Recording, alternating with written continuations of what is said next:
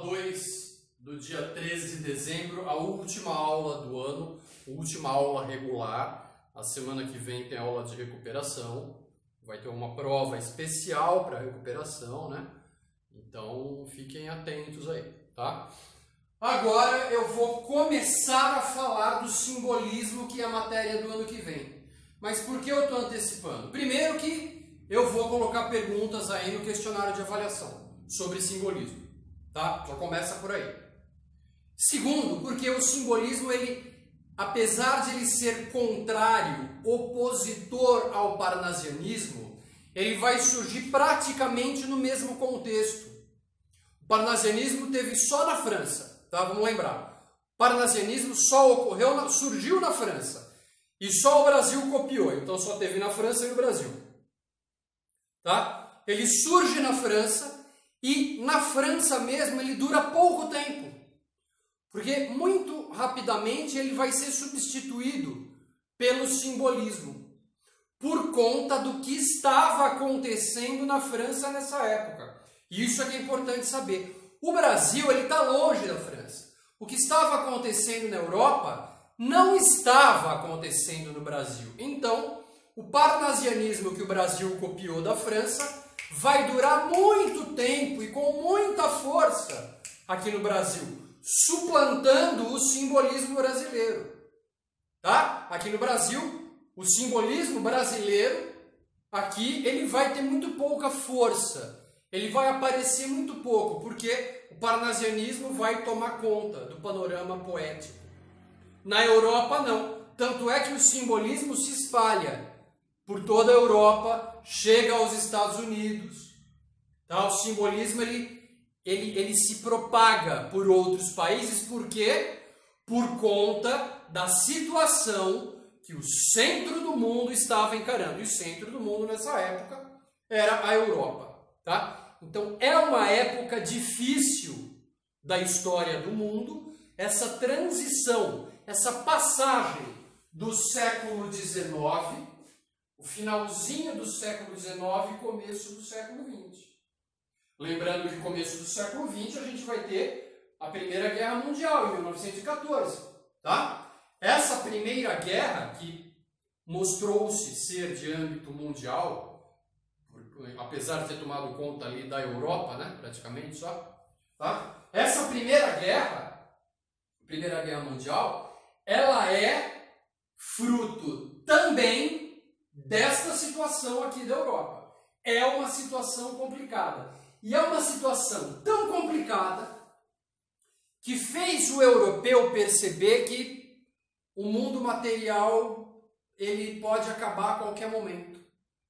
O mundo material, ele não tem todas as respostas, como a gente achava que tinha, para os nossos anseios da alma humana. Não. A alma humana transcende o mundo material.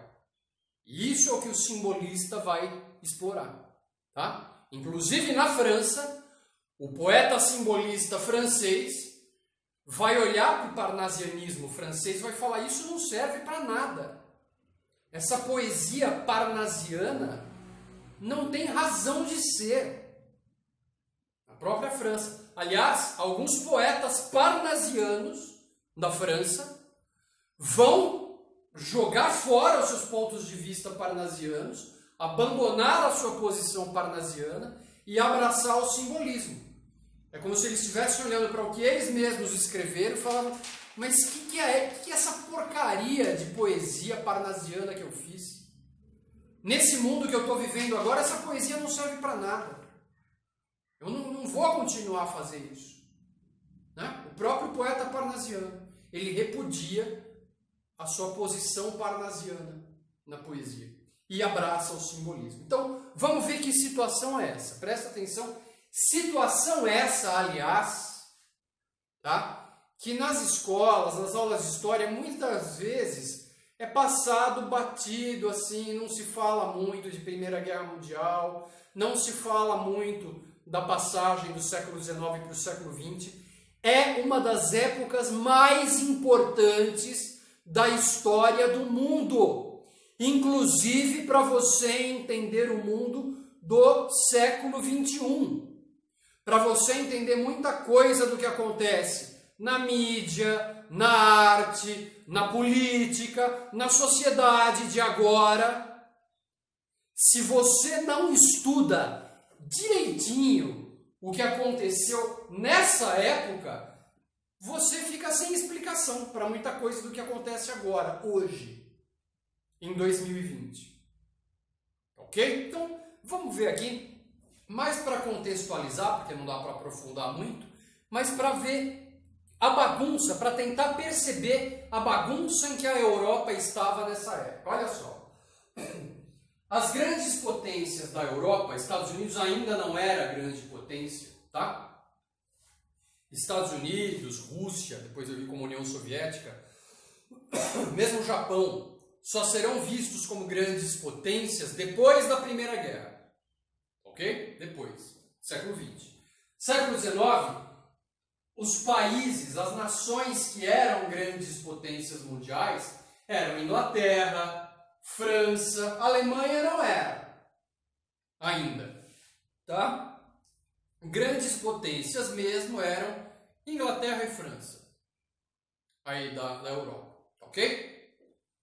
Então, estavam disputando novos mercados ao redor do mundo. Como assim? O que são esses novos mercados? São novas regiões do planeta Terra. Países, tá, em que eles estavam de olho. A Inglaterra era o grande império, tá certo? A Inglaterra tinha colônias ao redor do mundo. Nas Américas, na África, na Ásia, na Oceania. Daí se dizia que o sol nunca se põe sobre o Império Britânico. O que isso quer dizer? Que enquanto é noite lá no Oriente, é dia no Ocidente. Enquanto é noite lá onde está o Japão, a China, é dia onde está a Europa e a América.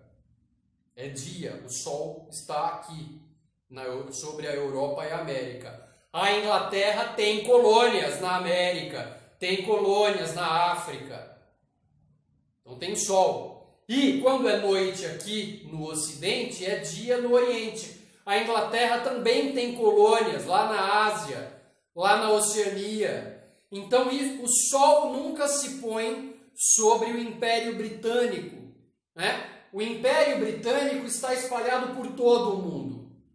Então, enquanto é dia de um lado, é noite do outro. Enquanto é noite de um lado, é dia do outro. Enquanto tem sol batendo no planeta Terra, está iluminando alguma parte do Império Britânico. É isso que quer dizer. Então, e a França está aí em segundo lugar. A França também tem colônias espalhadas pelo mundo, não tanto quanto a Inglaterra, mas ela quer mais, tá? Por quê? Porque eram países que estavam se industrializando. A Inglaterra em primeiro lugar, disparado, tá? E esses novos mercados seriam novas colônias, novas áreas de influência. Ora, eu estou produzindo muito com a minha indústria, então eu preciso conquistar países, colônias, que comprem as minhas mercadorias. Países que eu possa obrigar a comprar as mercadorias que a minha indústria produz. Mercado de consumo. Ao mesmo tempo, para continuar produzindo, a minha indústria precisa de matéria-prima. Eu não tenho todas as matérias-primas aqui no meu país. Eu preciso ir buscar fora. Onde? Nas minhas colônias. Então eu preciso, além de colônias que comprem os meus produtos, ou seja, mercados de consumo para aquilo que eu produzo, eu também preciso de colônias que me forneçam matérias-primas para eu continuar produzindo, industrializando. Então, mercados fornecedores de matérias-primas, tá? A França também queria tudo isso. Todo mundo quer tudo isso, não é? Então, as grandes potências estavam disputando pedaços do planeta Terra. Pedaços do globo terrestre. Tanto para vender seus produtos, quanto para trazer matéria-prima de lá. Isso não é uma conversa só diplomática. Isso é disputa política internacional. Olha aí o caldeirão começando a ferver. A Alemanha e a Itália vão se unificar. A Alemanha não era essa Alemanha que a gente vê hoje. A Alemanha do século XIX era um punhado de pequenos impérios, tá? Pequenas extensões territoriais. A Itália também não é essa Itália da bota que a gente vê hoje. A Itália, ela estava dividida em várias repúblicas menores, territórios menores. Ora, a Alemanha vai se unificar, vai unificar esses territórios e se transformar na Alemanha Grande. A Alemanha é um país inteiro. A Itália também vai unificar esses territórios e se transformar na Itália maior, na Itália Grande. Tanto a Alemanha, agora unificada, quanto a Itália, agora unificada, não tinham tido a sua industrialização. Tá? Não eram países unificados e fortes para se industrializar. Agora, unificados, Alemanha e Itália, agora eles vão ter o seu capitalismo tardio, porque agora eles se formaram nações mais fortes, mais poderosas do que eram antes. Então a industrialização agora é que vai chegar na Alemanha e na Itália. Então, agora, Alemanha e Itália industrializadas, agora, depois do resto da Europa, agora Alemanha e Itália também vão entrar na briga, buscando por novos mercados. Alemanha e Itália vão falar para a Inglaterra e França: a gente também quer um pedaço do bolo. Então, está feita, está armada a confusão, tá? Tem mais gente na briga. Ora, nessa briga por territórios, o que acontece? A África vai ser tomada por essas potências. Pedaços da África vão ser tomados, até por outros países. Portugal vai ter colônias na África também, Espanha. Todo mundo vai ter, que Portugal e Espanha já não são grandes potências do século XIX. Tá? Então você tem a África sendo retalhada, sendo tomada, partes da África sendo tomadas por potências europeias, que estão em busca de mercados de consumo e mercados fornecedores de matéria-prima na África. Tá? A Ásia também está sob influência da Europa. Não da mesma forma que a África, porque a Ásia tem países, nações ali que... Peraí, não vai virar festa da melancia aqui não. Tá? Então a gente tem aí a Índia, era uma colônia da Inglaterra, sim, mas a Inglaterra vai conceder aí a independência da Índia, ok? De uma forma até pacífica, não vai precisar treta não. Vai ser uma negociação ali e tal, beleza, foi. Tá? Mas Japão, desde o século XVI, chutou os católicos para fora da ilha. Ó, não queremos colonização católica aqui não. Os portugueses tinham chegado lá já, tá mais tá, beleza, amiguinho, tá, mas tchau, vai embora, pode ir embora. Beleza? Visita aqui dura pouco, vai embora. Tá? Então, partes da Ásia estavam sob influência da Europa também. A África muito mais, nem se fala, nem se compara. Tá? Então você tem aí as potências da Europa estendendo os seus tentáculos pelo mundo. Opa, tira o seu tentáculo daqui que o meu chegou primeiro. Opa, sai daí que eu quero esse pedaço para mim. Não, então vamos brigar por ele. Tá? Então, a situação da Europa é uma panela de pressão. É uma situação tensa. Tá? Os países na Europa, aí, principalmente as grandes potências, estão numa convivência bastante tensa. Tá? Ao mesmo tempo, o mercado consumidor, o europeu comum que compra bens industrializados, o mercado de consumo europeu está em colapso. Por que em colapso? Por causa de uma inflação financeira galopante, muito forte. Ninguém segura a inflação da Europa. E essa inflação é uma alta geral de preços em tudo. É resultado de uma especulação financeira. O que é essa especulação financeira? Ora, segunda metade do século XIX, com a segunda revolução industrial, com a produção em massa de bens de consumo, o consumo aumenta, como eu falei antes. Até as classes mais desfavorecidas, mais pobres, estão consumindo. Com isso, é muito dinheiro correndo na Europa. É muita riqueza, é muita grana rodando a Europa. Tá ok? Então, por conta disso, os burgueses que já estão ganhando muito querem ganhar mais. Uma disputa muito grande do mercado de consumo. Certo?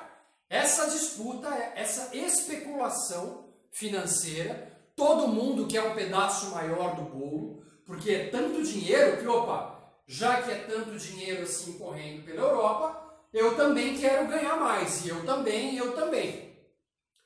Isso vai levar a crise econômica, alta de preços, muito dinheiro em circulação, inflação e a consequência, muita gente falindo, muita gente dobra a aposta, muito industrial, muito burguês, dobra a aposta, fala eu quero ganhar mais e para ganhar mais eu vou investir mais.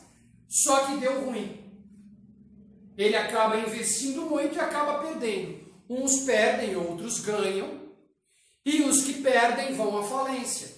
E não são poucos aqueles que perdem. Começam a se formar os trustes, os conglomerados financeiros, bancos, indústrias. Tá? E aí esses conglomerados, eles detêm o monopólio do mercado. Quem é mais fraco, quebra.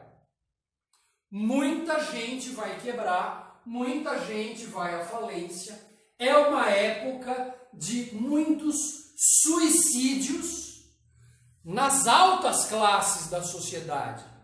Gente magnata que apostou tudo e quebrou. E não tem como cumprir as suas obrigações financeiras, não tem como pagar os seus credores. Pau, falência, suicídio, assim, muitos, tá? Em grande escala. Tá? Ou seja, a Europa está numa situação política e financeira, logo também social, não tem como escapar, extremamente tensa. Aquele fato do assassinato do herdeiro do trono austro-húngaro, lá em Sarajevo, foi só um gatilho para a Primeira Guerra Mundial. A Primeira Guerra Mundial já vinha se anunciando faz tempo. A tensão dentro da Europa está muito grande. Aquilo de terem matado lá o herdeiro dos Habsburgos, aquilo foi só a gota d'água para dar início à Primeira Guerra Mundial. A coisa já vinha caminhando, né? De uma forma bastante perigosa. O que acontece? O mundo material, que tinha todas as respostas, vamos comprar, vamos vender, vamos enriquecer, vamos adquirir bens e tal, acabou, isso desabou. A Europa está em frangalhos. O mundo material não tem mais respostas. Então essa crise, ela também gera o quê? Uma análise desse mundo material. Ficou muito complicada essa análise, porque o mundo está complicado. Analisar e entender esse mundo, o mundo externo, o mundo exterior, que é o mundo exterior? É esse mundo que está fora de mim. O mundo interior é a minha mente, é o meu subconsciente. A minha alma, meu espírito, os meus sentimentos e tal. O mundo exterior é esse que está aí, fora de mim. É o mundo material, é o mundo que eu posso pegar, comprar, vender. Analisar esse mundo aí não está dando. Está complicado demais. Então o que acontece? Um retorno do indivíduo para dentro de si mesmo. Subjetivismo. A objetividade com o mundo material não dá mais. Perdeu. Então o que o indivíduo faz? Frente a esse caos, o indivíduo se volta para si mesmo. Salvar a sua alma. Espiritualismo, misticismo, o apego, né? Desesperado a respostas transcendentais, porque o mundo não tem mais resposta para me dar. O mundo material não tem mais resposta para me dar. Só eu indo atrás do que é transcendental. Tá? Esse subjetivismo vai voltar, vai trazer de volta a valorização do subconsciente humano, do inconsciente humano, ideias de Sigmund Freud, da psicanálise do Freud. E isso vai ganhar uma força muito grande, porque não adianta, lavo minhas mãos com o mundo exterior, o mundo não tem mais jeito. Olha o pensamento decadentista aí. Onde a gente já viu isso antes de o mundo não tem mais jeito?